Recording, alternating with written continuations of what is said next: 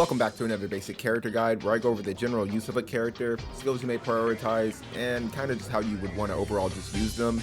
And today we'll be looking at Cloud. Cloud just got his second mastery ability, so I figured it was a really good time to try and get these Final Fantasy VII units out. And I thought it was pretty decent. It could have been better, but at the same time, we'll cross that bridge when we get to it. If you like this kind of content, be sure to like, share, subscribe. I definitely appreciate any support that's shown toward the channel. And without further ado, let's go ahead and look at his skills.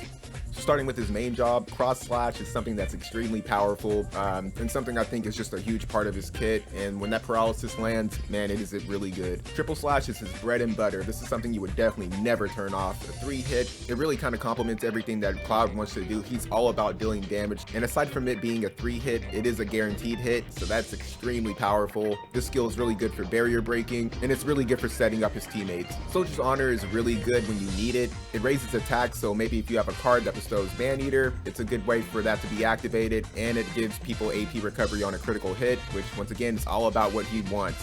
The only thing about this skill is that I find it better used in PvP, because 9 times out of 10 if you're doing something like Guild Raid or anything like that, he's going to want bells, he's going to be draining AP, but this is also something that's really good for just kind of keeping him back. So it really depends on your team setup on how usable this skill is going to be. Braver is his means of lowering slash resistance, really good for setting up once again, and probably something you would keep on. Punisher mode is honestly not that bad. It doesn't conflict with bells, he will prioritize his TMR over that, and it's always nice to have him go into something else if he's not attacking anybody. And last but not least, we have Mega Slash. You would definitely always leave this on. Really good, high chance of a critical hit. Can't be scoffed at. There's other things that you would really want him to be using, so I can't really even recommend that you would even use this.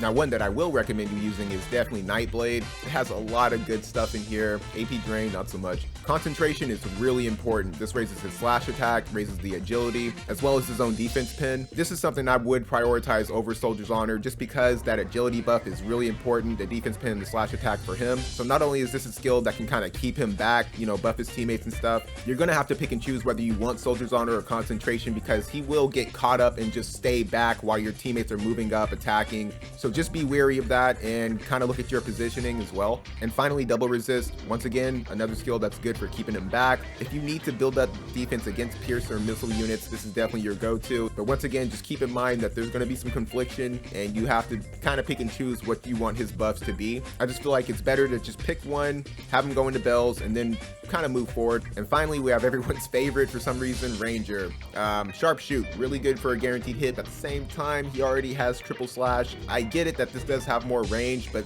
depending on the map, this can be really bad for him just because he won't go into bells. He'll try to attack, and then he's already so far up that he's pretty much going to go into a basic attack, and he may not be in a favorable position. I would have to say the exact same thing about Barrage. Yes, it's really good for range. It has its uses whenever the map calls for it, but this is something that can really get him in trouble. And aside from that, I'm not even going to talk about Charge and Poison Arrow. You're not going to use it.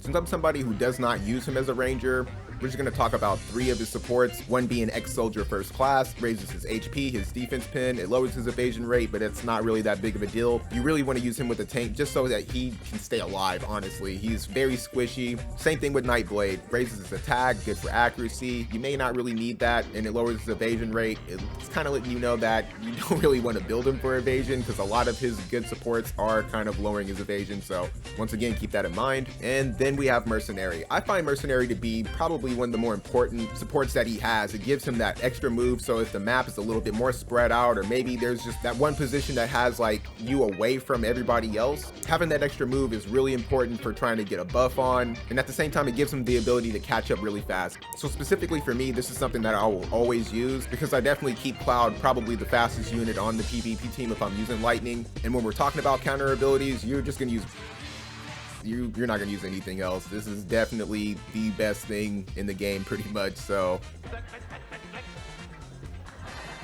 before I move on to his mastery ability and his limit break, I do want to make mention that he can use other things aside from just bells, such as Odoa's Apron and the Ember Light Mantle. But overall, I do highly recommend bells just because you can build it for agility. Looking at his limit break, this is his barrier breaker as far as physical damage goes.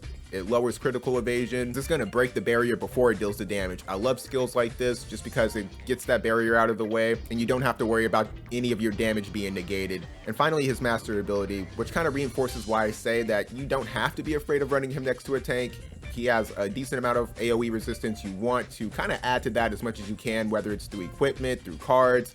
It's really going to be important for trying to like allow him to take some kind of physical damage. I think magic is his crux, but you really want him to just be blitzing people, dealing high amounts of damage, and at least trying to take 2 people out before he dies maybe. Something else to keep in mind is that if you do have Esther, he can use her sword. I feel like it's possibly better than his. It gives you lightning attack 30 as well as that slash pin, and it's definitely a high amount of attack. It's probably just a little bit better statistic wise, but I think the additional abilities are kind of what gives this the edge. The only true benefit of making the Buster Sword +6 is that you're going to get more crit rate. But if you're not running Esther or maybe somebody else with the sword, I'd probably just give him Esther's sword and maybe put slash attack on whatever TMR he's using. Also keep in mind that he's probably better off with his card. It gives him a good amount of attack, the crit rate, slash attack resist, but the main thing is definitely the AoE, the critical damage, slash attack. All this is really good, and this is something that'll stack because it's not going to be anything that's pretty much conflicting with any other card. As long as it's a limited bestowed effect and it's not a party effect, you're pretty much good to go.